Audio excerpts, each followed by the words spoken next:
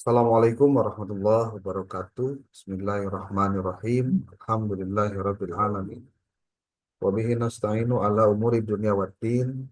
Wassalatu wassalamu ala asyrafil anbiya wal mursalin sayyidina Muhammadin wa ala alihi wa sahbihi ajmain. Rabbi shrah li sadri wa yassir li amri wa hlul 'uqdatam min lisani yafqahu qawli amma ba'd. Pertama dan yang paling utama adalah kita bersama-sama memanjatkan puji syukur kehadirat Allah Subhanahu wa taala. Hari ini kita bisa eh, mengikuti kegiatan perkuliahan secara online di mata kuliah pengembangan bahan ajar, ya. Pengembangan bahan ajar yang sekarang masuk ke pertemuan kedua. Tapi sebelum kita masuk ke pertemuan kedua, Bapak minta tolong ini untuk yang belum mengisi eh, apa apa ya sebutnya link yang kemarin survei, tolong diisi ya. Ini Bapak udah kirim nih ke PAI 6D dan PAI 6C. Bentar, 6C itu apa ya? Yang belum tolong isi ya. Sekarang dikasih waktu cuma 3 menit kok, nggak lama. Nih, PIPA, Bapak dikirim nih di grupnya tuh. Silakan diisi dulu. Yang belum ngisi, jadi semuanya ngisi ya. Semuanya ngisi. Karena targetnya eh, apa? Si ininya si responden itu 500 biar semuanya itu minimal minimal. Jadi Bapak lagi penelitian dan penelitiannya bareng teman dengan kawan yang dari UIN Banjarmasin, penelitian tentang pengaruh kepuasan dan aktivitas sosial media terhadap pembelaan atau brand advokasi dan loyalitas mahasiswa perguruan tinggi keagamaan Islam di Indonesia. Jadi eh, besar harapan kalian juga berikan kontribusi itu.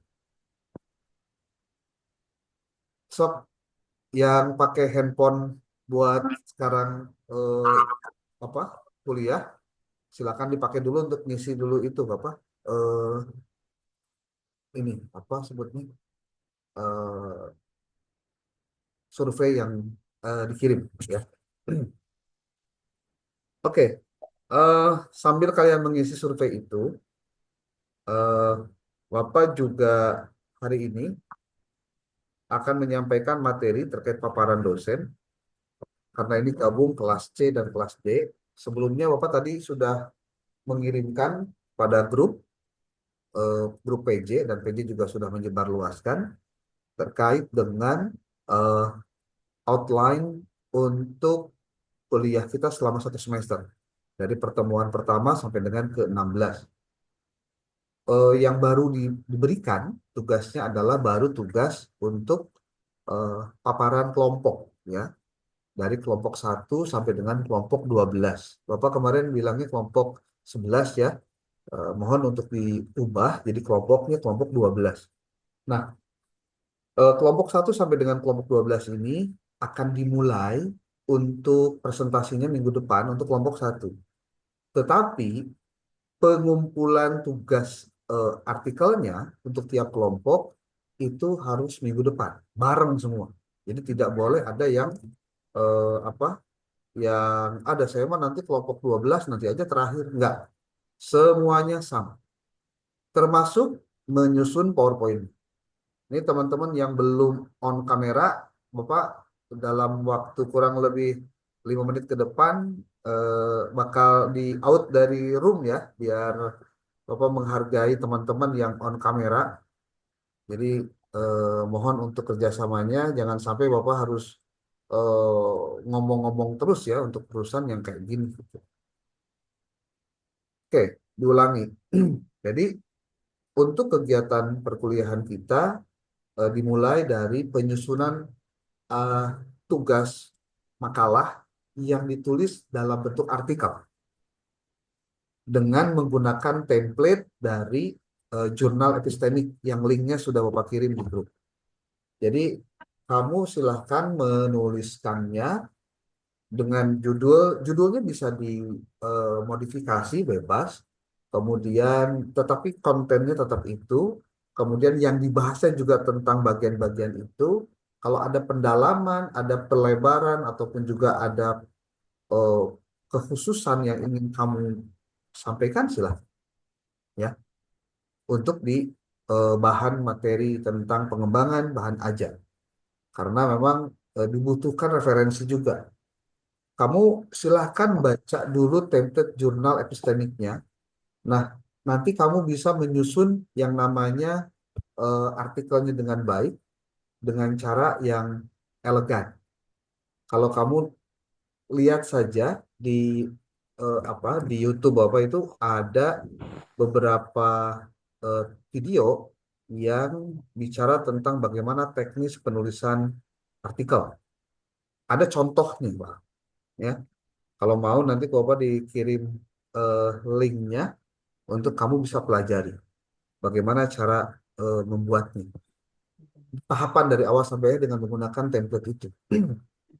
Nah, yang paling penting juga kita bicara tentang tugas itu, jangan lupa membuat PowerPoint-nya, ya. Karena PowerPoint-nya menjadi PowerPoint-nya nanti boleh pakai Canva, tapi nanti dipepetkan gitu ya. Bikin yang bagus, bikin yang menarik, yang kira-kira memang jangan terlalu panjang, cukup 10 slide saja, dan isinya jangan sampai apa ya, jangan sampai eh, narasi gitu, tapi pointer-pointer. Karena yang paling penting dari materi kuliah kita itu penyampaian pointer-pointernya. Oke, ini Bapak masih mengontrol ini apa Zoom. Ini masih beberapa yang masih belum sadar juga di omongan berkali-kali untuk di on kamera masih ditutup. Eh, ada waktu sekitar 2 menit lagi. Kalau masih ditutup, Bapak dikeluarkan dari Zoom ya. Mohon maaf, jadi dianggapnya nggak ikut kuliah aja. Oke. eh Teman-teman semua hari ini sesuai dengan file Word yang dikirimkan pada PJ, yang Bapak kirimkan pada PJ tadi pagi, materi kita adalah tentang aja. Dari cerita tentang rundown atau outline yang dimaksud, ada beberapa hal yang ingin disampaikan. Bapak mau share screen dulu nih, sebelum nanti meng-out teman-teman yang tidak meng-on kamerakan ya.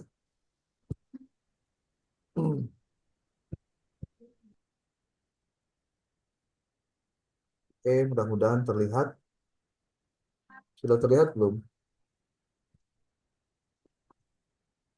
Sengaja dibentuknya lebih sederhana, bukan dalam bentuk RPS yang panjang itu, karena yang paling penting adalah bagaimana memahami konteksnya gitu ya.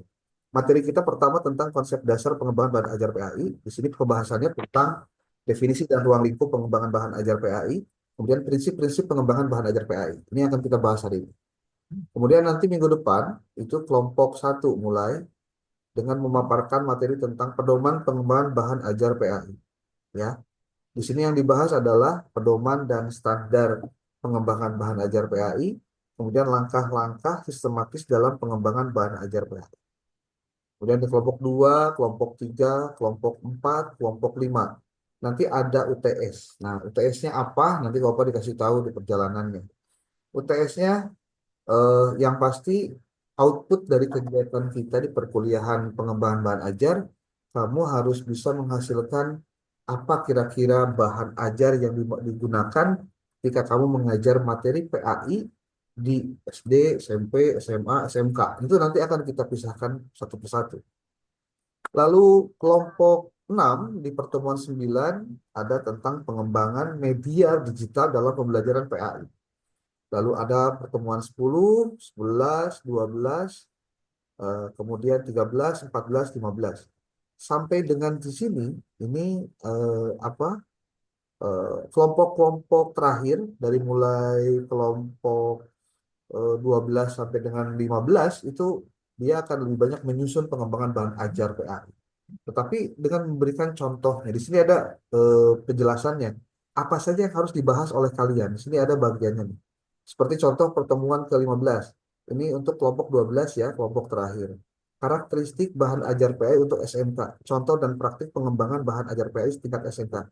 Nah, kalau yang seperti ini, Berarti kamu ambil satu materi yang ada di mata pelajaran PAI SMK, tentu materinya adalah materi yang terbaru ya, jangan sampai materi yang lama. Kamu bisa cek di internet ada buku-buku PAI SMK yang terbaru. Ambil saja yang 2023 atau 2024. Ambil satu materinya, lalu kamu buat menjadi bahan ajarnya seperti apa. Nah, bahan ajar itu apa saja? Penjelasannya ada di atas nih, di penjelasan contoh-contoh ini. Kalian bisa lihat nih, dari mulai struktur kurikulum, kemudian pemanfaatan teknologi informasi, pengembangan buku ajar dalam pembelajaran PAI, pengembangan modul, pengembangan media digital, pengembangan pedoman praktikum dalam pembelajaran PAI, ada pengembangan LKS. Intinya bahan ajar itu adalah bahan yang digunakan oleh si guru dan siswa, kalau guru untuk mengajar, siswa untuk belajar. Gitu. Ya. Itu yang perlu dipahami terlebih dahulu. Jadi deskripsi dari tugas apa penyusunan artikelnya kamu boleh cek di sini.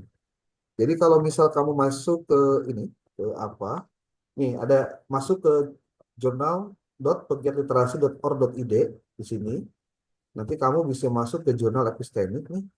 Nanti kamu download di sini nih, ada jurnal template ini, jurnal template kamu klik, nanti kamu masuk ke link Google Drive. Nah, kamu masuk sini nih, jurnal epistemik. Nih, ya.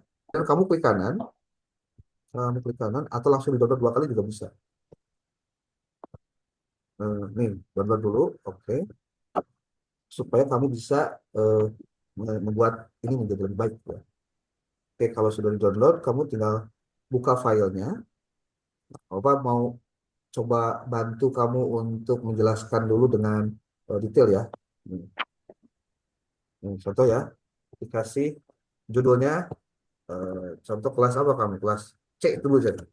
6C, 6C kelompok satu. Kalau satu judul nanti naon kelompok satu C, orang tinggal. Eh, Judulnya itu tentang pedoman pengembangan bahan ajar PN. Kita copy ini. Tapi ini akan menjadi menarik kalau kamu buat dia dengan kalimat-kalimat begini. Contohnya ya, judulnya kan ini nih, materinya ini. Ini. Oh, ini materinya.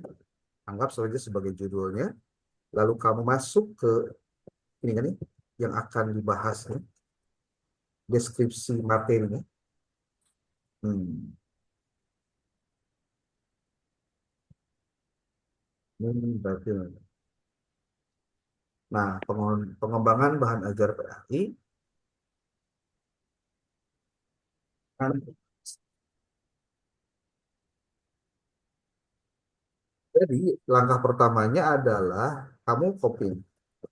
Kamu boleh pakai sebuah sebuah apa? Sebuah eh, ini ya, apa sih sebutnya? AI yang banyak dipakai. Salah satunya adalah DeepSeek. Boleh pakai DeepSeek. Lebih enak tapi memang rada lama DeepSeek itu. Contoh begini, kamu berperan sebagai akademisi, dan peneliti bidang dan khususnya pengembangan bahan ajar ya, PAI. Saya minta Anda buatkan judul untuk artikel jurnal, artikel ilmiah yang topiknya topiknya adalah tentang ikutin dengan pembahasan yaitu dengan isi pembahasan yaitu masukkan ini dan buatkan judul ya, judul atau topiknya yang menarik,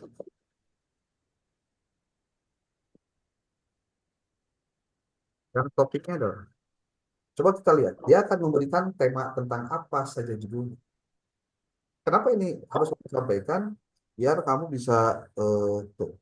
Dia menuliskan judulnya begini, pedoman dan langkah-langkah sistematis pengembangan bahan ajar pendidikan agama Islam, PAI, tinjauan teoritis dan praktis. Nah, kan itu dikasih judul yang bagus.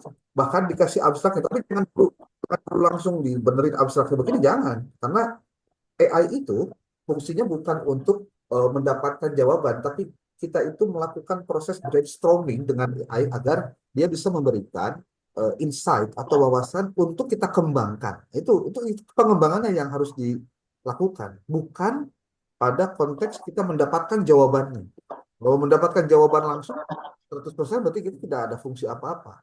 Nah, ini kan penjelasannya begini. Dia dia membuat ini nih. Nah, pedoman langkah-langkah sistematis. Berarti kita sudah dapat judul nih, ya. Ini Bapak cuma ngasih tahu buat awal dulu deh buat kelompok satu. Nah, berarti kita simpan di sini nih. Judulnya jadi ini dibuka di ini ya, di notepad ya. Ini judulnya. Lalu rumusan masalahnya itu adalah ini nih. Bagaimana pedoman pengembangan bahan ajar PAI. Nah, ini dan langkah-langkah sistematis.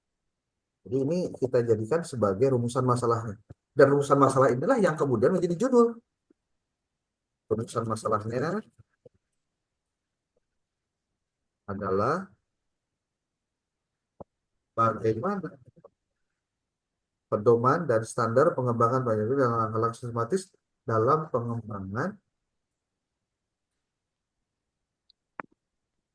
hmm, bahan ajar. Set.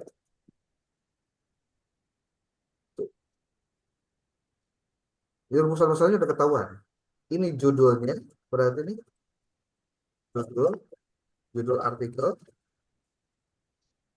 kemudian ini adalah rumusan masalahnya. Dan rumusan masalah ini yang akan jadi judul kita. Judul apa? Judul. Tujuan dari penulisan kita. Bagaimana pedoman dan standar pengembangan belajar dan analisis itu belajar. Oke. Sekarang kita sudah menemukan judulnya, sudah menemukan rumusannya. Kita mulai dengan penulisan apa? Penulisan ini apa? Dimulai dari yang mudah dulu deh. Yang mudah ya, maksudnya dimulai dari penyusunan ini. Template jurnal edukasi. Oke.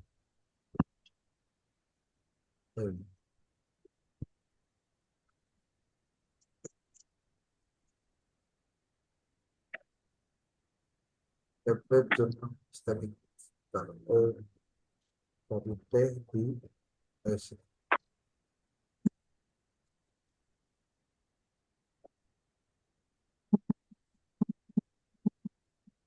Kita akan menggunakan template jurnal static. Kenapa ini? Hmm. Ini template-nya sudah dibuka. Belum.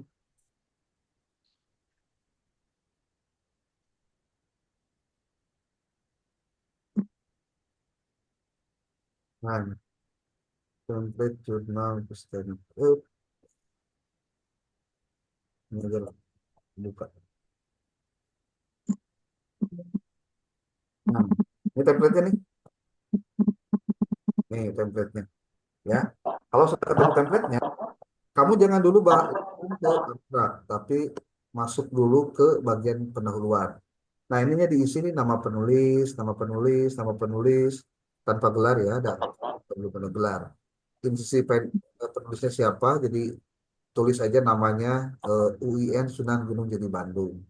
Corresponding email itu yang jadi ketua kelompoknya lah di penulis satu. Tulis di sini, tulis HP-nya juga nomor handphone. Setelah itu masuk ke sini. Nah, ini kebetulan sudah diisi ya ini, padahal belum, harusnya belum. Oh, bukan yang ini kan salah. Ini mah untuk mata kuliah lain, sorry. Kita download lagi deh. Oh, udah dihapus. Ini kita download lagi.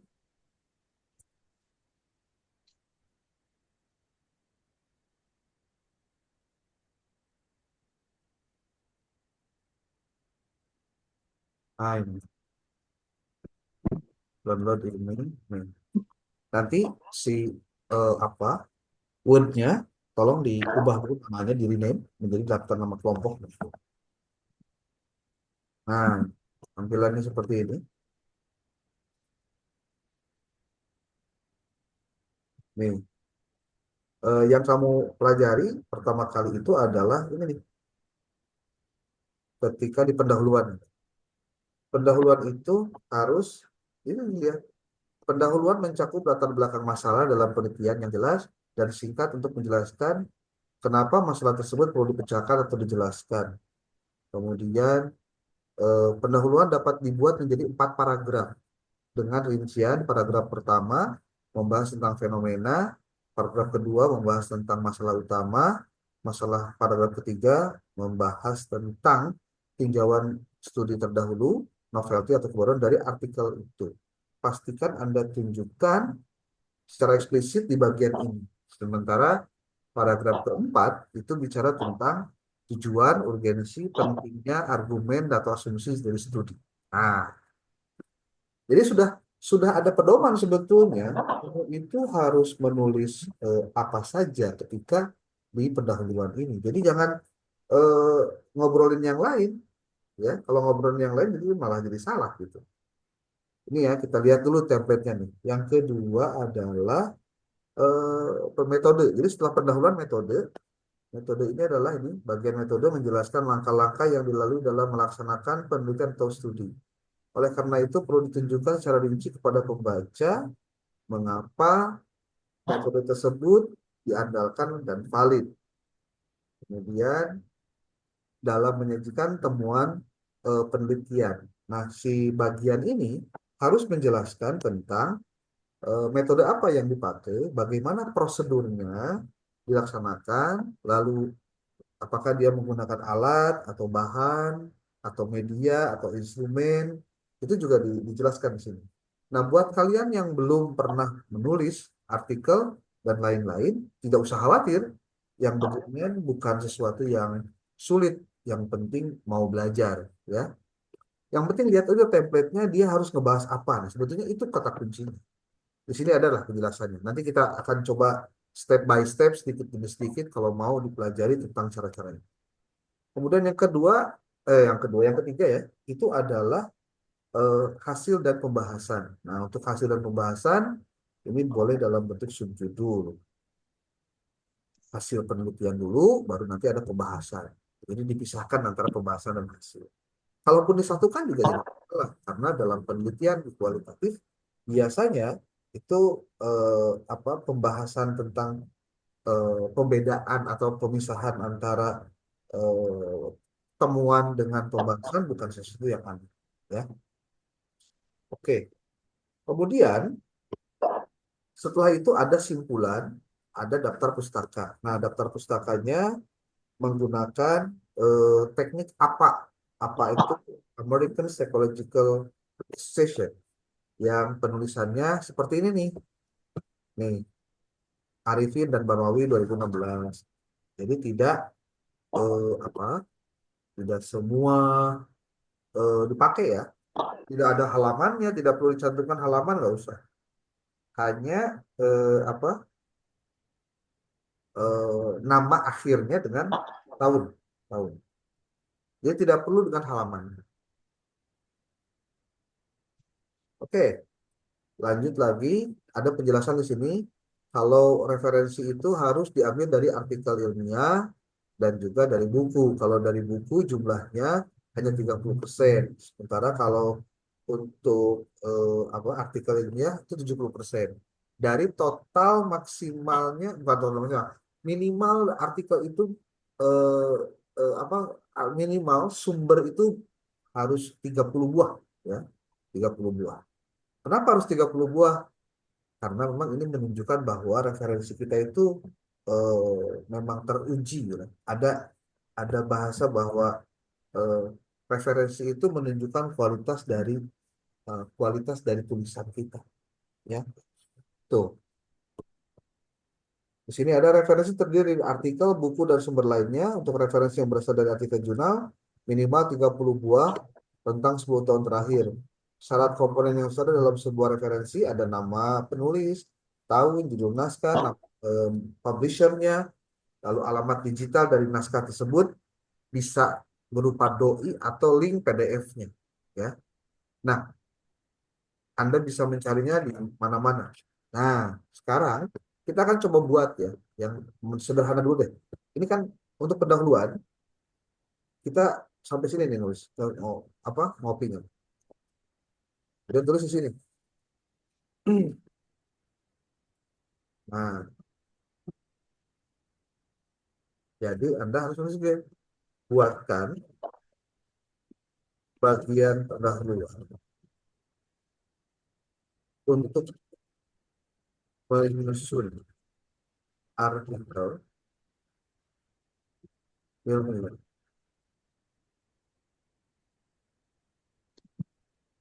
dengan judul dengan judul apa judulnya ini? Titik dua. Adapun rumusan masalahnya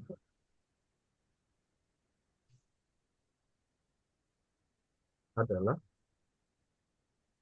ini rumusan masalahnya. Tapi tekan ke sini. Hmm. Adapun nah ini rumusan masalahnya. Adapun rumusan kriteria penulisan pendahuluan bagian pendahuluan adalah sebagai berikut.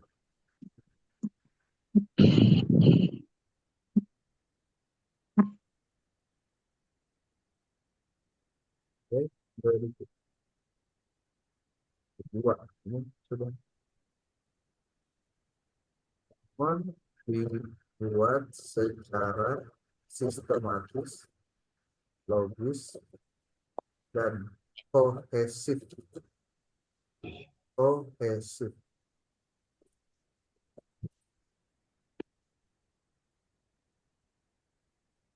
logis,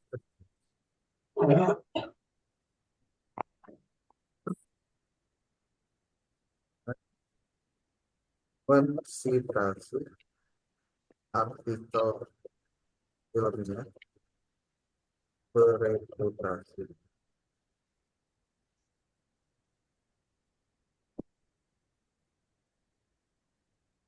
Bereputasi 10 tahun terakhir.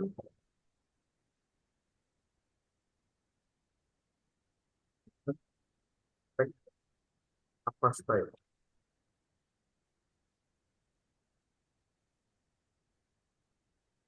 Kita coba ini copy, kemudian masukkan ke sini.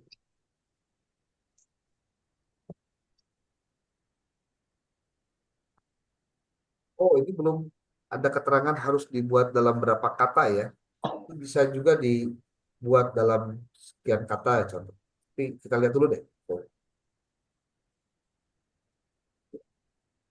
ya lagi nyusun nih. Oh, ini untuk sebuah latar belakang sudah selesai, sudah dibuatkan. Tuh.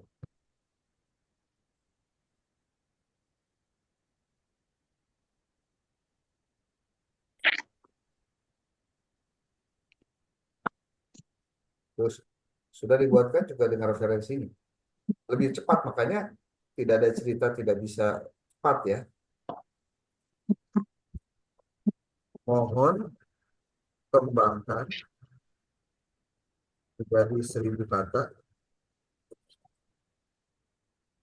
eh, untuk artikel untuk referensi dari artikel. Mohon cantumkan doi atau link web jurnal. Hilangkan eh, subbab atau subtema.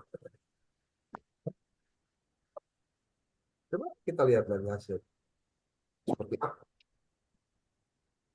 Ini belum tuntas, harus diolah lagi, diolah lagi, diolah lagi. Makanya tidak akan, jangan langsung dikopas, langsung dimasukin, jangan. Ini ada tahapan-tahapan kalau bicara AI itu.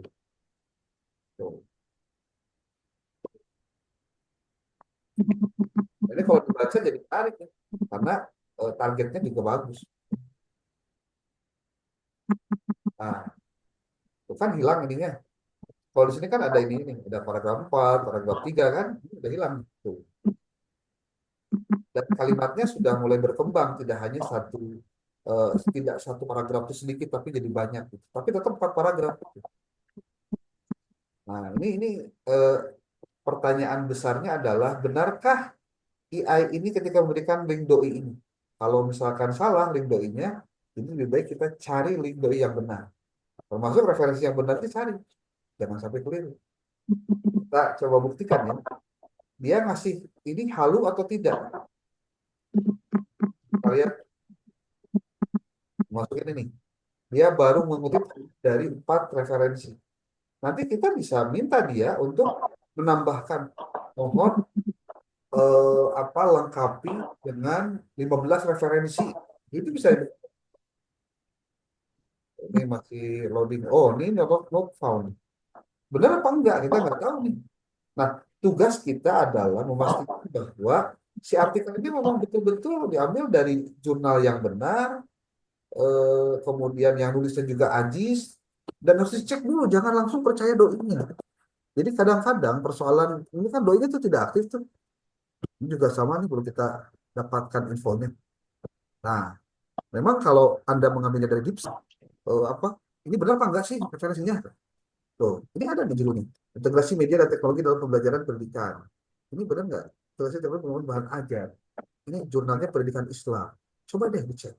Nah itu ngecek referensi itu begitu.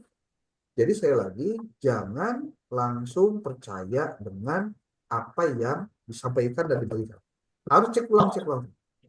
Nah ini nih, ini nggak ada nih. Tuh, berarti dia halu nih. Kita bisa ngomong begini ke dia. Ditulis lagi di sini. Jawaban di jawaban kita ke dia ya. Lihat. Sepertinya Anda memberikan informasi yang tidak valid, yang tidak valid terkait referensi. Mohon cek ulang. Nah, dia pasti akan melakukan cek dulu. Itu. Nah, dia mohon maaf, benar apa enggak? Nah, coba lihat kita pendahuluannya mau jadi seperti apa nih ketika dia berikan tampilan ini.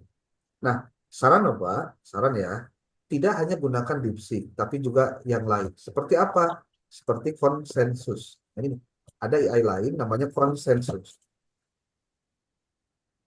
Konsensus.ai. Nah, ini apa?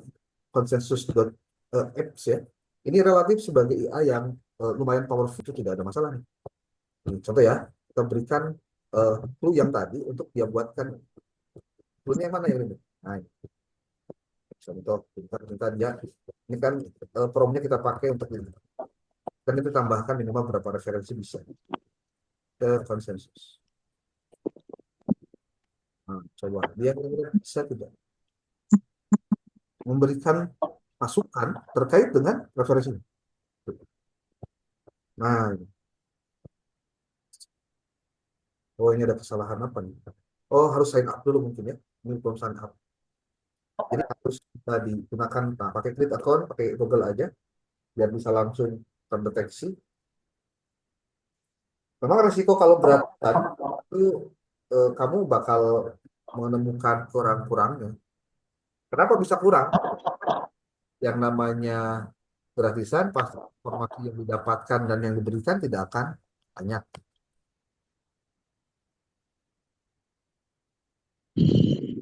Oke, ini sambil nunggu konsensusnya, mungkin ada yang mau ditanyakan dulu sebelum kita masuk ke materi. Boleh? Ada yang mau nanya? Nih, kalau udah saya gini, Tinggal masuk ke sini.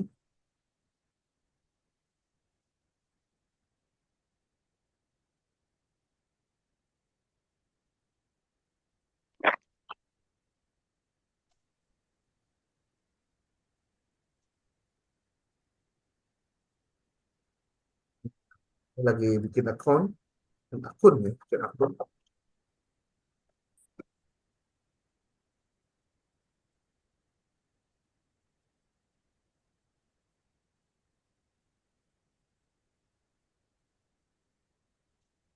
Lanjutkan.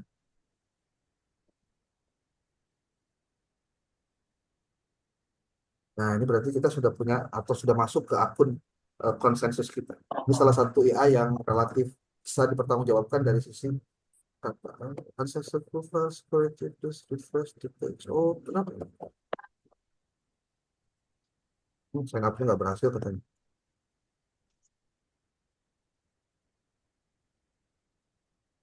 Apa-apa. Pakai ini bisa ya, dipakai. Tadi menggunakan apa? Promnya atau prom itu bahasa kita petunjuk-petunjuknya itu di, di awal ya. Oke, sebelum kita lanjut dulu, ada yang mau disampaikan, silakan. Boleh, Awas. Izin Bapak, boleh. di materi ke-14 Hmm. Suaranya on off kok. Coba di ini.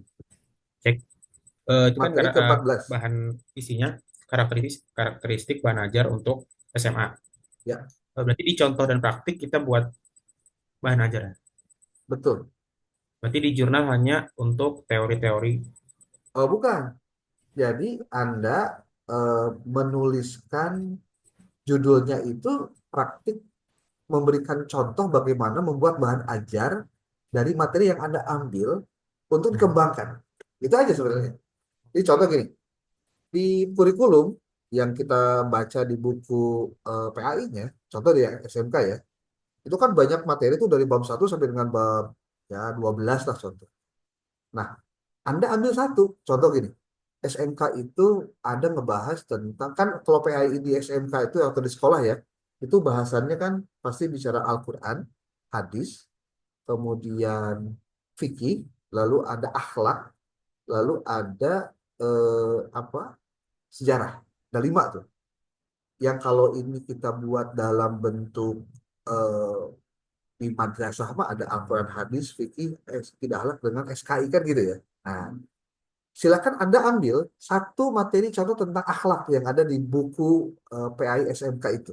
Nah, contoh materi bab 1 nih tentang akhlak, contoh tentang pergaulan. Nah, contoh. Nah, dari situ ambil materinya, kamu telaah di dalam materi bab ini tentang akhlak, kira-kira coba analisis bahan ajar seperti apa yang bisa dipakai untuk siswa bisa mendapatkan materi yang bisa dia terima dan kita juga menyampaikan sebagai guru bisa nyambung gitu. Nah, jadi disusun. Maka ketika bicara ini, coba kita lihat ya. Bentar. Saya masuk dulu ke share screen. Kok nggak bisa?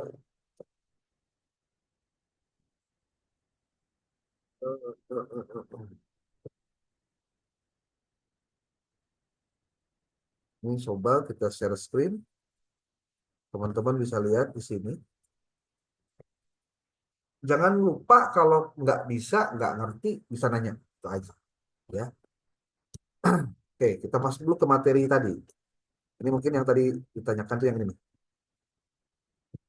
Ini contoh kelompok 14. Pengembangan bahan ajar PAI di SMA. Karakteristik bahan ajar PAI untuk SMA, kemudian contoh dan praktik pengembangan bahan ajar PAI untuk SMA. Nah, ini tidak bisa langsung kecuali kamu membaca dulu bukunya dan dikembangkan dari situ. Di sini nih. Jadi pertama membahas dulu karakteristiknya, pasti ini dibahas. Lalu contoh, kalau contoh berarti ngambil satu bab saja dari materi SMA untuk kamu praktekkan bagaimana si materi ini dikembangkan menjadi bahan ajar yang bisa disampaikan pada saat kamu mengajar. Begitu, ya. Kalau belum paham nanti gampang kita bisa Anda bisa chat di grup nanti bisa saya komen, ya. Ya. Prinsipnya, artikel jurnal di dalam Google Scholar ketika bicara pengembangan bahan aja itu banyak sekali.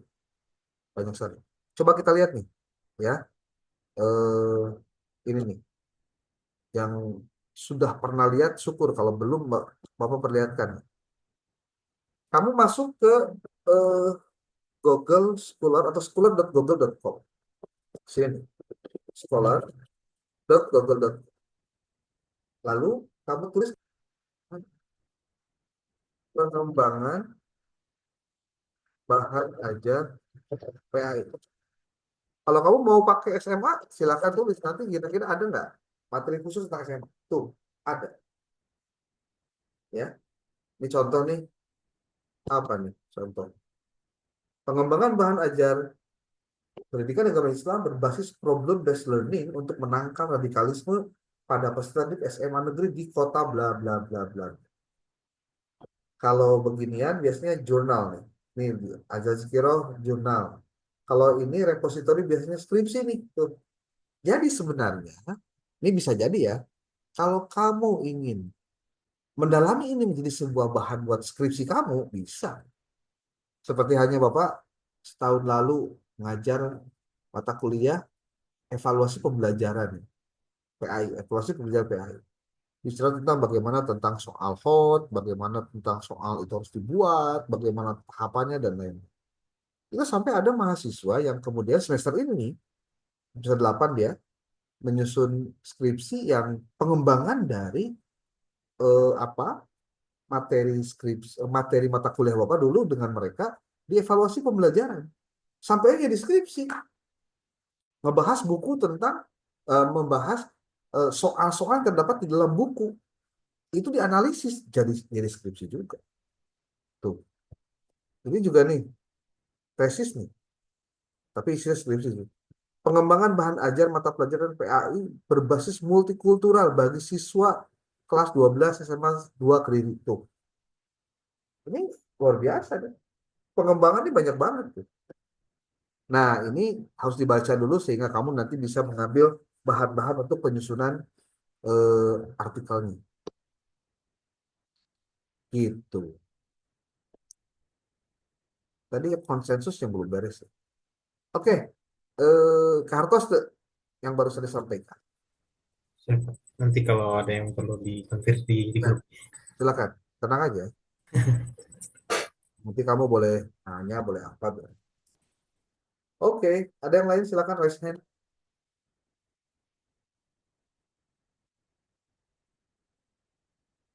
Yuk, Kang Irfan Maulana, silakan. Izin bertanya Pak, Boleh, silakan. terkait yang tadi contoh dan praktik. Kalau untuk praktiknya sendiri itu berarti nanti kita mempraktekkan di sekolah tertentu dulu atau bagaimana Pak? Nah, Untuk mendapatkan hasilnya. kalau untuk mendapatkan hal, jadi gini, kalau kita sekarang belum melakukan praktik langsung ya, karena sebenarnya gini, Anda itu nanti ketika semester 7 kan mau PPL tuh, benar nggak?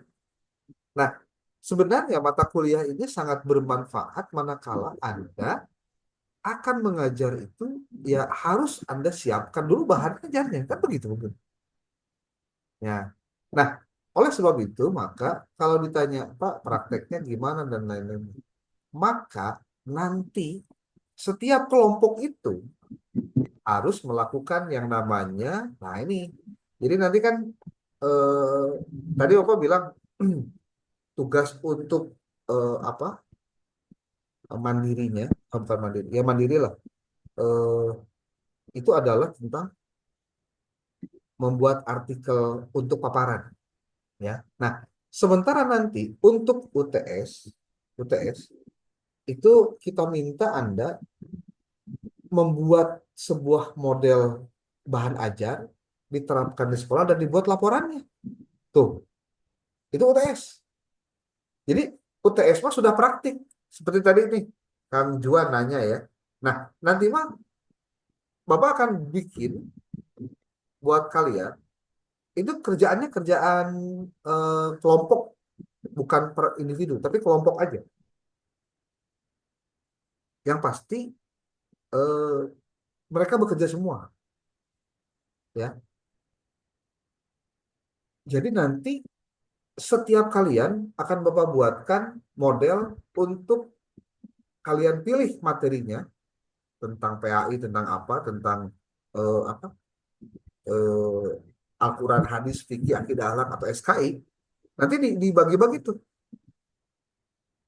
Kelompok ini ngebahas ini, silakan ke lapangan. Nah, gitu. Kelompok ini bikin ini, silakan ke lapangan. Apa? Apa ya? Mempraktekkan apa yang harusnya bisa disampaikan di kelas. Tapi resikonya ada, resikonya ada. Apa resikonya? Pertama, sekarang itu kan sudah masuk semester genap ya. Nah, semester genap itu untuk kelas 12, kelas 9 di SMP itu sudah tidak lagi belajar karena mereka sudah mau ujian, ya kan? Apalagi SMA, SMA sudah kelas 12-nya nggak ada. Berarti kamu hanya bisa fokus ke kelas, kalau untuk SD-nya berarti SD kelas 5, kelas 4. Kalau untuk SMP-nya berarti kelas 7, kelas 8. Untuk SMA-nya kelas 10 dan kelas 11. Nah, sebenarnya kalau kita mau melakukan sangat mungkin bisa untuk mereka. Tetapi ada tetapinya. Materinya berarti harus materi yang sekarang sedang berjalan. Gitu loh. Bukan materi yang semester ganjil, bukan harus masuk semester 6. Berarti nanti Anda melakukan pengkajian terhadap bahan ajar PAI-nya itu harus bahan ajar yang memang digunakan saat sekarang mereka sedang belajar. Oke ya, berarti kamu ketika datang ke sekolah harus nanya-nanya dulu ke gurunya, Bapak, Ibu, sekarang di materi ini tentang apa ya? Oh, tentang ini. Berarti kamu menuliskan atau membuat pengembangan bahan ajarnya itu sesuai dengan materi yang sedang berjalan pada saat pembelajaran berlangsung. Bukan ngambil materi semester ganjil atau materi semester genap awal. Ya berarti buat ngapain juga kan mau dipraktikkan, mau diuji cobakan gitu. Ya, oke. Bapak ngomongnya ke Hartos tuh. Ngerti nggak maksudnya? Ngerti, Pak. Tugas untuk UTS ya, tugas untuk UTS. Jadi, Pak, apakah nanti akan ada praktiknya? Ada praktiknya. Cara membuatnya dan dipraktikkan. Walaupun sekali lagi, pasti akan banyak apa usaha lain yang kamu harus lakukan. Seperti contoh, ada kelompok kan ada 4 orang, ada 5 orang, ada 4-an coba. Dari 4 orang tuh satu yang jadi guru model, tapi yang 3 ini yang nyusun, boleh jadi begitu. Kan bagi-bagi tugasnya begitu. Gampangnya. Makanya dari mulai sekarang di tiap kelompok tolong cari lokasi yang kira-kira bisa dipakai untuk itu. Makanya mungkin Bapak tidak akan membatasi dulu kamu mau di SD, SMP, SMA, sebab nanti khawatir kamu ditetapkan di SMA nanti malah Pak yang dekatnya SMP, nah kan repot kan. Jadi Bapak akan bikin course outline-nya itu hanya kamu bikin bahan ajar tentang ini ya, tentang ini ya, tentang ini. Nanti silahkan pengembangannya kamu di kelas, di apa di lokasi penelitian. Begitu Kak Ivan ya. Jadi praktiknya itu nanti di UTS. Nah, nanti kalau untuk UAS, nanti kalau UAS adalah kamu menyusun apa yang kamu dapatkan di UTS itu untuk kamu jadikan artikel jurnal. Gampang kan? Simple. Jadi laporan hasil penelitiannya kamu jadikan sebagai artikel jurnal. Tuh, terus jadi outputnya. Dan Bapak tidak minta kamu untuk apa-apa. Kamu tinggal submit saja nanti artikelnya mau ke epistemik atau Bapak nanti ada jurnal satu lagi. Kamu masukkan ke situ. Supaya apa? Kamu nggak usah berbayar, tapi wajib melakukan revisi. Namanya juga belajar, ya. Jadi ini belajar menulis dengan cara yang cerdas, gitu loh. Ya, oke. Mungkin nanti PJ bisa menuliskan apa gambarannya. Pertama, UTS-nya itu adalah teman-teman kelompok ini semuanya ya harus mempraktekkan bagaimana cara menyusun bahan ajar yang dia lakukan pada saat proses sebelum UTS. Jadi nanti Bapak mungkin minggu minggu depan atau sebelum minggu depan Bapak akan buatkan gambaran kelompok satu harus begini, kelompok dua harus begini, begini semua langsung ke lapangan bisa. Dari mengarana belajar mah tinggal mau membacanya saja sebetulnya. Nah pasti kan repotnya begini. Bapak juga bisa memahami. Contoh di antara kalian mungkin hari ini ada yang di rumah, ya, ada yang di rumah, ada yang di mana-mana. Kemungkinan besar ini akan jadi tugas individual, bukan tugas kelompok. Karena apa? Karena kalau misalkan nih, Nuhiji di Karawang, Nuhiji di Bogor, Nuhiji di mana, terus papangnya iraha. Mungkin nggak? Nggak mungkin kan? Benar tuh? Berarti termasuk. Tapi kan Pak itu masih lama, betul masih lama. Tapi lebih baik dikerjakan sekarang daripada nanti. Itu aja. Tapi teknisnya karena ini kita masih sifatnya uji coba, kita akan bisa diskusikan sambil berjalan, ya. Jadi tentatif tapi tetap ada tugas ke lapangannya. Kamu mengambil data di lapangan, kamu mempraktekkan cara bagaimana mengembangkan bahan ajar sehingga ada bahan ajarnya, lalu dipraktekkan dalam proses pembelajaran. Dan yang paling penting adalah menyusun laporannya. Dari laporan itu dibuatkan jadi artikel ilmiah. Tuh, UASnya tidak ada UAS tulis-tulis di kelas, tidak ada. Termasuk UTS. Bapak tidak ada UTS tulisan di kelas, tapi berbasis output. Outputnya adalah laporan dengan artikel. Oke? Baik, Pak. Terima kasih. Oke.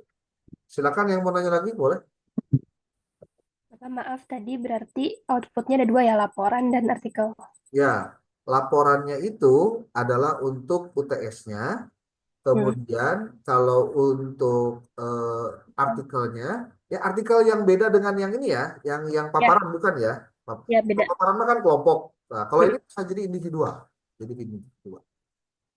Jadi setiap Anda dipastikan harus memiliki kemampuan dalam menyusun bahan ajar. Itu. Dan Baik, Pak. Anda harus bisa menyusunnya dan paling tidak mencoba mempraktikkan bahan ajar itu untuk dipakai pada saat Anda melakukan simulasi. Makanya dari mulai sekarang Anda perlu menyusun gimana kira-kira nih saya mau bikin ini dipakai. Ya. Mohon maaf nih, Bapak nanya dulu. Sebelumnya pernah ada perkuliahan dengan teknik ke lapangan untuk mempraktekkan sesuatu, mendapatkan data di lapangan? Sudah pernah? Sudah pernah, Pak. Sudah, Pak. Berarti kan bukan hal yang aneh kan, kamu ke lapangan untuk komunikasi dengan kepala sekolah, dengan guru dan lain-lainnya kan? Ya, oke, bagus. Oke, ada yang lain? Boleh? Raise hand.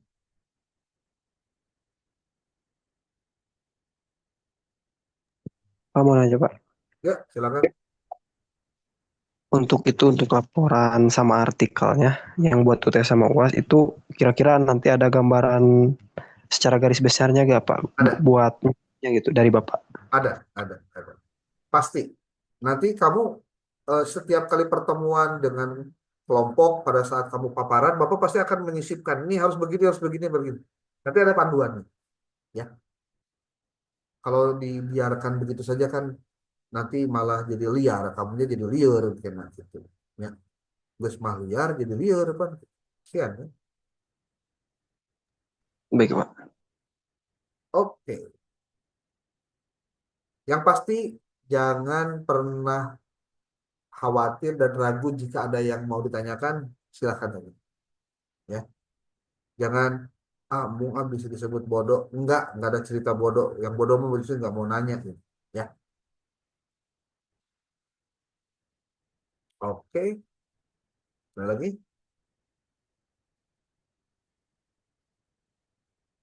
Kalau jam kuliah di bulan puasa teh berapa menit sih? Tahu nggak? Dikurangi 10 menit tuh masalah. Iya, Pak, dikurangin 10 menit sebenarnya. Jadi kalau sekarang pukul 8.30 jadi beresnya 8.20 gitu. Iya, Pak. Bener ya? Segitu ya? Oke, sekarang Bapak mau masuk ke materi dulu ya, terkait dengan pengembangan bahan ajar. Materi terkait dengan pengembangan bahan ajar itu, yang pertama ini, itu kan bicara tentang definisi dan ruang lingkup pengembangan bahan ajar PAI dan prinsip-prinsip dalam pengembangan bahan ajar. Bapak jadi share screen ya, sebentar.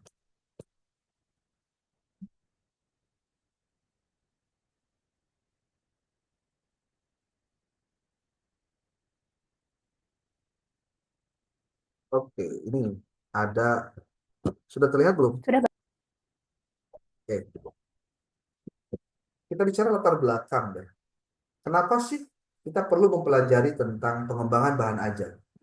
Ya, bahwa dalam prosesnya menyajikan bahan ajar itu memudahkan untuk si peserta didik atau siswa untuk belajar. Maka kewajiban guru adalah bagaimana mengorganize ya materi ajar itu supaya dikembangkan dan dipahami oleh siswa. Jadi kalau yang belum ngebayangin gitu ya, kamu bisa bayangkan begini. Bagaimana cara seorang guru mengajarkan rukun iman, contoh. Iman kepada Allah, di mana yang dihadapi itu adalah siswa yang mungkin kritis. Kira-kira harus dari mana dulu nih bahannya? Gitu. Berarti kan si guru tuh perlu mengorganisir. Kira-kira materi apa saja yang harus disiapkan? Apakah menyiapkan video kah? Menyiapkan narasi kah? Atau menyiapkan apa gitu? Nanti kita akan bahas di belakang. Nah, kondisi realnya, nah ini berdasarkan hasil evaluasi yang diselenggarakan oleh Dinas Pendidikan, termasuk Kementerian Agama di dalamnya, ditemukan fakta bahwa masih banyak guru yang belum mampu mengembangkan bahan ajar secara mandiri. Kalau ada pertanyaan, Pak, kan sudah ada buku PAI-nya. Apakah itu buku? Nggak cukup, Pak. Ini pertanyaan sigap benar tapi kebelinger gitu. Kok gitu? Ya, buku itu ada, buku paket ya maksudnya, buku teks maksudnya, buku teks utama yang dikeluarkan oleh pemerintah, atau buku teks pendamping yang dikeluarkan oleh eh, siapa? Oleh penerbit gitu. Itu hanya sebatas mereka menafsirkan kurikulum menjadi bahan ajar. Tapi apakah bahan ajar itu 100% paketi-paketi plak langsung bisa disampaikan kepada siswa? Belum tentu. Gitu. Nah, maka yang perlu dipahami oleh kita adalah kondisi real ini harus kita jadikan sebagai bahan evaluasi bahwa eh, guru kita itu lebih banyak mengandalkan buku paket atau bahan ajar yang disusun oleh guru lain. Jadi kalau ditanya, Pak, sebetulnya siapa sih yang punya kewajiban untuk menyusun bahan ajar ketika seorang guru mau ngajar? Ya si guru itu sendiri, bukan orang lain. Kenapa? Karena kalau orang lain kan berdasarkan pemahaman dia, berdasarkan penafsiran dia, berdasarkan pendidikan dia, ya beda lah. Kondisi real yang lain adalah bahwa guru kurang menyadari akan pentingnya menyusun bahan ajar yang sesuai dengan kebutuhannya. Ingat, mengajar itu harus sesuai kebutuhan. Orang yang tinggal di Bandung, yang kota besar, dengan orang yang tinggal mungkin di daerah Tasikmalaya di ujung gitu ya, atau di Sukabumi di dalam gitu, atau di Karawang di ujung gitu, dekat dekat Jakarta yang sulit untuk mendapatkan akses internet dan sebagainya. Tentu seorang guru itu harus menyesuaikan kondisi geografis, kondisi atmosfer, kemampuan siswanya itu beda-beda. Maka termasuk guru juga kurang begitu bisa memanfaatkan bahan ajar dalam menyiapkan perangkat pembelajaran dan bagaimana melaksanakan pembelajaran. Ini kondisi real. Termasuk guru kurang memahami mekanisme dan teknis menyusun bahan ajar yang benar. Apalagi kalau cerita TIK. Masih terbatasnya sarana TIK di sekolah dan terbatasnya kemampuan guru dalam pemanfaatannya. Kalau Bapak yakinlah buat kalian yang sekarang di era digital, generasi apa milenial gitu, untuk urusan teknologi tidak gagap. Tapi pertanyaannya, itu kan sekarang. kalau 5-10 tahun yang akan datang teknologi ini terus berkembang, lalu perkembangannya melebihi pesatnya perjalanan dari eh, kemampuan diri kita sendiri, ya tetap aja kita mau ketinggalan. Gitu. Lalu ini latar belakang juga. Nah, sekolah belum mengetahui tentang adanya sekolah. Oh, bukan. Ini beda lagi ya. Ini sekolah dengan kemampuan yang eh, beda gitu ya. Kita lewat itu. Nah, kalau untuk di SMA, termasuk sebetulnya di sekolah-sekolah yang lain, maka kita perlu meresponnya dengan memenuhi kepuasan para pelanggan, sebut saja pelanggan itu siswa, sehingga kita mampu membantu si guru dan juga satuan pendidikan atau sekolah dalam mengembangkan bahan ajar. Maka direktorat punya itu pedomannya. Tapi sekali lagi, itu pedoman. Tetapi yang dipakai dan digunakan oleh si guru tergantung pada kebijakan dan juga tergantung pada ya, kebutuhan si guru tersebut. Ya. Oke, tujuannya ini. Lalu di sini ada unsur yang terlibat. Ada wakil kepala sekolah, ada kepala sekolah, ada wakil kepala sekolah, ada guru, ada MGP sekolah. Tapi kalau pelajaran PAI di MGP sekolah rata-rata tidak berjalan karena memang jumlah gurunya sedikit. Ya. Kalaupun ada, ya ada lah. Kalau jumlah gurunya lebih dari satu. Ini referensi-referensinya. Nah, kita lihat dulu sumber belajar itu apa sih? Apapun yang menjadi baik itu tempat atau lingkungan, benda atau orang sekalipun yang punya informasi yang dapat digunakan sebagai wahana bagi peserta didik untuk melakukan proses perubahan tingkah laku, itu disebut dengan sumber belajar. Laptop, fokus, itu bisa dijadikan sebagai sumber belajar. Sementara bahan ajar itu adalah segala bentuk bahan berupa seperangkat materi yang disusun secara sistematis. Ingat ya, sistematis. Untuk membantu guru atau instruktur dalam melaksanakan kegiatan pembelajaran yang memungkinkan siswa untuk belajar. Jadi, guru menyiapkan bahan, mendesain pembelajaran, dan siswa bisa belajar dengan cara itu. Nah, sekarang bahan ajar. Bagaimana dengan bahan ajar itu sebenarnya?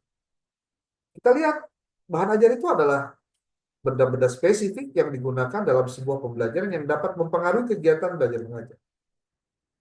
Adanya televisi di kelas kita nih, dengan tidak ada, itu berbeda. Kalau televisi ada di ruangan kelas kita, lalu kita manfaatkan dia untuk sebagai kita mendapatkan informasi dengan colok internet, kemudian dia bisa browsing dan kita menambah pengetahuan, berarti benda-benda itu mempengaruhi kita dalam kegiatan belajar. Berarti dia adalah bahan ajar yang baik. Apalagi, bahan ajar itu adalah seperangkat materi. Ingat ya, materi. Seperangkat materi yang berupa isinya adalah substansi pembelajaran atau teaching material. Disusun secara sistematis dengan menampilkan sosok utuh dari kompetensi. Kompetensi itu yang ingin dicapai dalam pembelajaran itu. Ingat, kompetensi itu ingin dicapai oleh guru dalam setiap pembelajaran. Jadi tiap pembelajaran itu beda kompetensinya dalam kegiatan pembelajaran. Ya. Nah, contoh. Buku teks yang Anda miliki. Nah, kan kita banyak buku teks. Salah satu babnya terkait dengan di situ tertulis informasinya tertulis visual dan latihan belajar yang ada di akhir bab, biasanya suka ada begitu.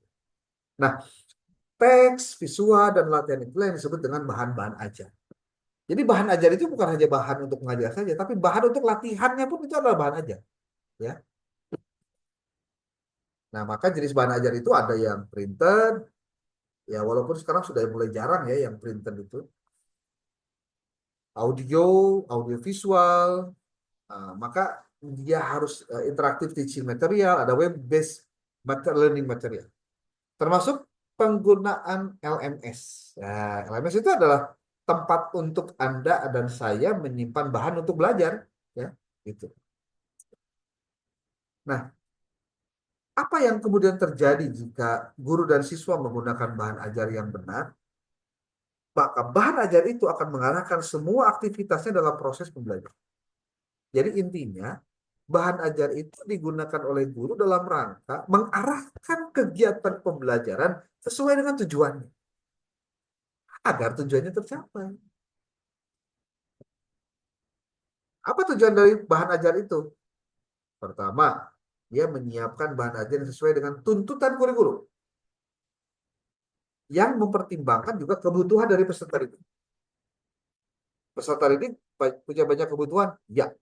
Tapi yang paling penting, kita tahu kebutuhannya apa, dan bagaimana melakukan, memenuhi. Oke, yang kedua, tujuan dari bahan ajar adalah membantu peserta didik dalam memperoleh alternatif bahan ajar. Boleh jadi karena sulitnya mendapatkan bahannya. Contoh, di satu tempat tidak ada tukang fotokopian, tidak ada tukang cetak, tidak ada. Buku PDF juga susah didapatkannya kecuali dengan dia punya komunikasi dan banyak kawan. Ceritanya si gurunya tuh kreatif, dia dapatkan bukunya berupa buku PDF. Tapi di sekolahnya dia mendapatkan fakta bahwa sekolahnya itu ada di kampung, ya, di pedesaan, akses untuk lain-lain susah. Kalau si gurunya kreatif, dia akan olah dari buku itu menjadi bahan-bahan yang sederhana. Contoh, bab 1 bicara tentang pergaulan. Ada ayat-ayat Quran, ada ayat hadis. Anda kumpulkan saja ayat Quran hadisnya, kemudian ditulis ulang, lalu Anda berikan kolom-kolom tertentu, lalu jadikan itu sebagai bahan ajar agar siswa belajar dengan cara itu. Jadi LKS itu sebetulnya, kalau mau bicara LKS ya, lembaga kerja siswa yang ramai di tempat-tempat yang lain. Seperti Gubernur Dedi sekarang itu kan bicara dilarang sekolah jualan LKS. Sebetulnya LKS itu yang benarnya adalah lembar kerja siswa yang dibuat oleh si guru yang mengajar di tempat itu untuk kebutuhan mengajar dia di sekolah itu.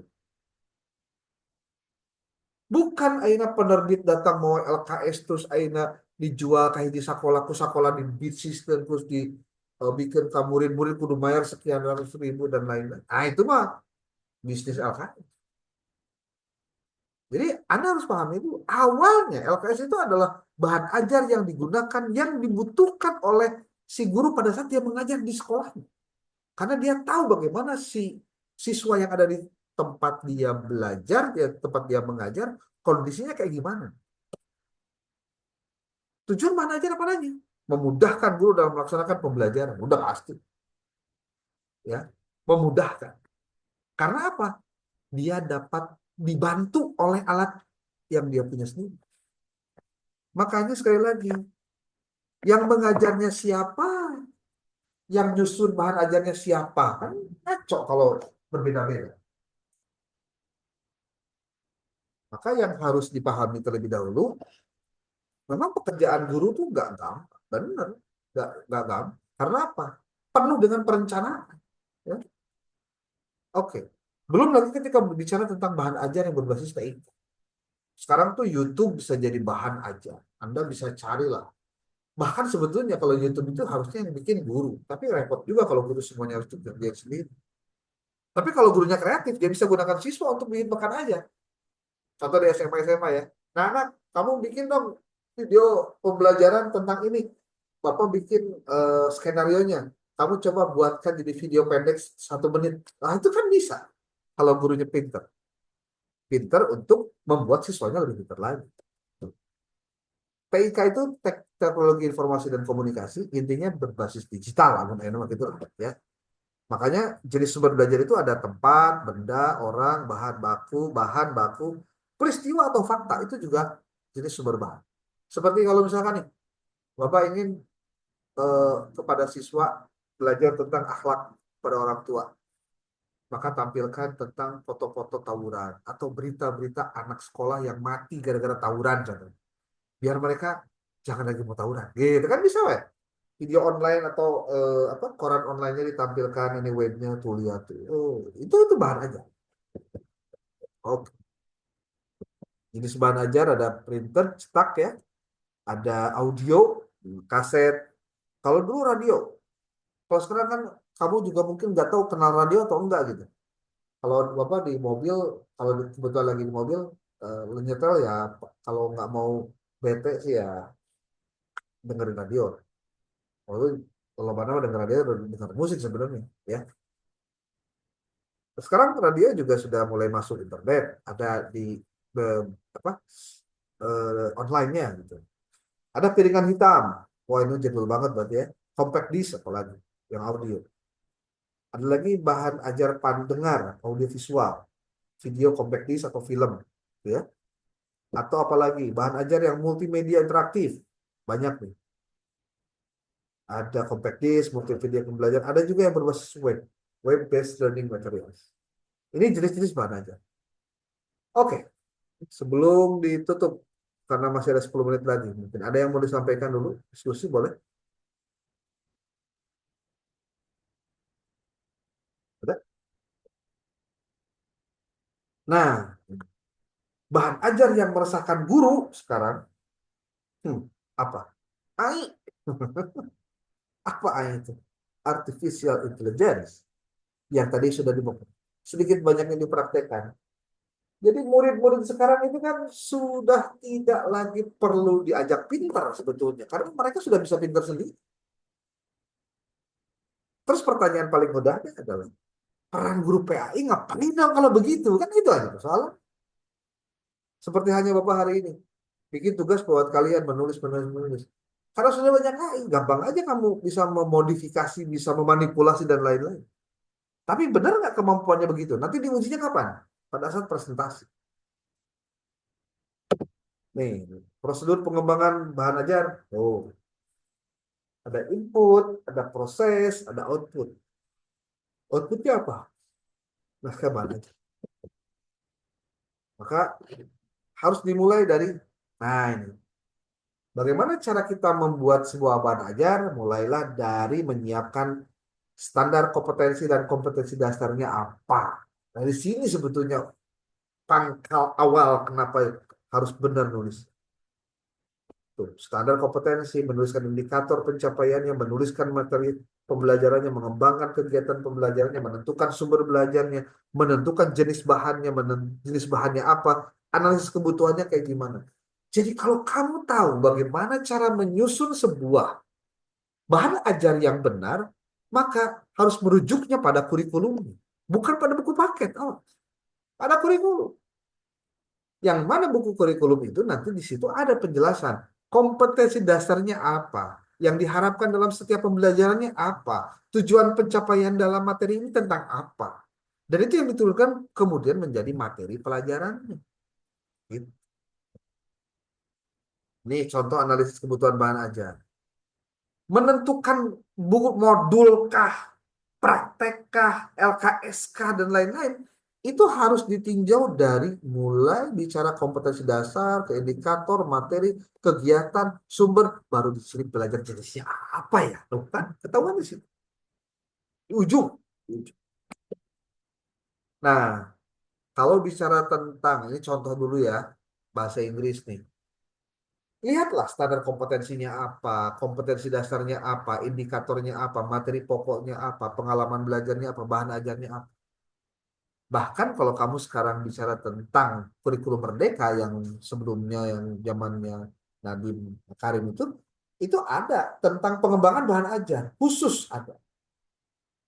Nanti mungkin Bapak bisa kirimkan eh, apa ya, filenya ya, untuk kamu bisa pelajari bahan ajar. Karena bahan ajar ini penting, siga remeh, siga receh gitu. Padahal dia komplit. Ya, oke. Ada yang mau didiskusikan menjelang 6 menit terakhir? Silakan.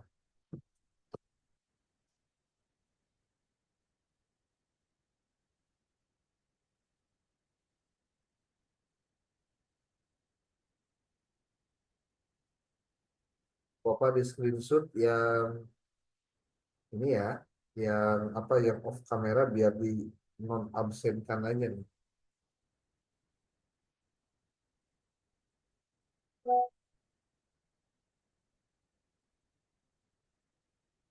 Oke, ada yang mau disampaikan?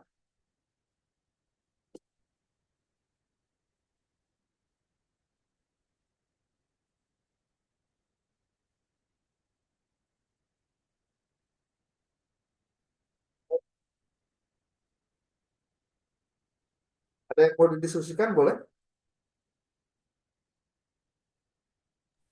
Pak, maaf, izin memastikan ulang kalau kan pekan depan tuh sudah mulai dikumpulkan ya semua kelompok artikelnya.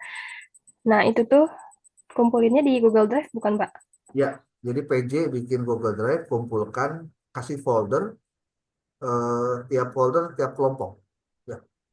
Nanti nih, biar nggak lupa, tolong diingat, ketika kelompok satu presentasi, maka yang wajib bertanya adalah kelompok dua. Oke, diulang ya. Ketika kelompok satu tampil, maka kelompok dua wajib untuk bertanya. Semua anggotanya. Jadi silahkan untuk mempersiapkan pertanyaan. Semua anggota kelompok.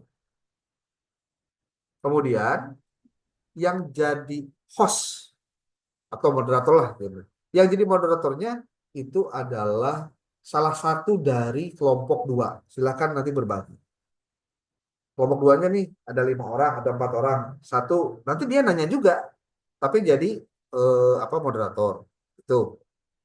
Kemudian di kelompok dua juga tolong bantu untuk mencatatkan pertanyaan dan jawaban dari eh, apa si presenter. Jadi ketika kelompok satu tampil, kelompok dua juga bekerja. Oke. Nanti ketika kelompok dua presentasi, maka yang jadi host, yang jadi moderator, yang jadi narasumber, yang jadi notulensi, yang jadi penanya itu adalah kelompok tiga.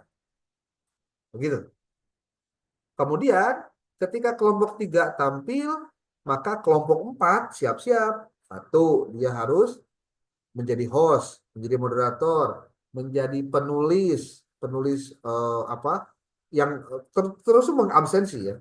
Kemudian yang keempat harus menyiapkan ini apa tadi eh, menuliskan pertanyaan apa dan dia bertanya juga wajib bertanya.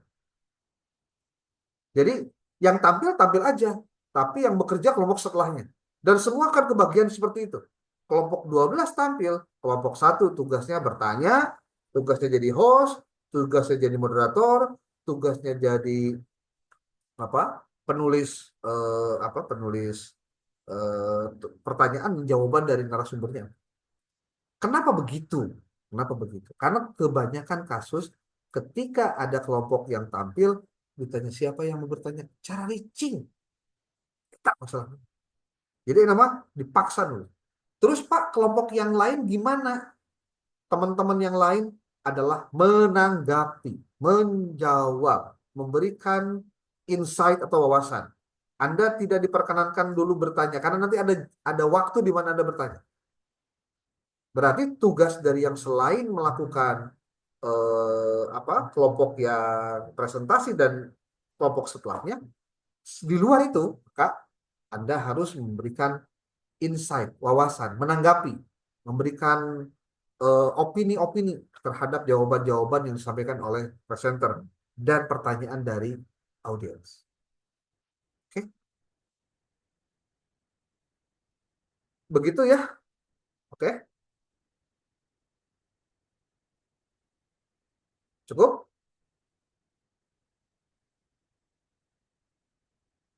Halo, halo, halo. Cukup ya? Oke, itu saja mungkin yang bisa disampaikan. Bapak minta tolong report dan bertanya saja di grup, ya jangan japri. Kalau japri nanti kalau untuk hal-hal yang mungkin terlalu rada ayah pribadian. Tapi kalau untuk bertanya tentang bagaimana berkaitan dengan perkuliahan, teknis menulis artikel dan lain-lain, kamu nanya langsung aja di grup, ya. Oke, biar terekam di grup. Oke, demikian terima kasih. Semoga kalian sehat walafiat, ya.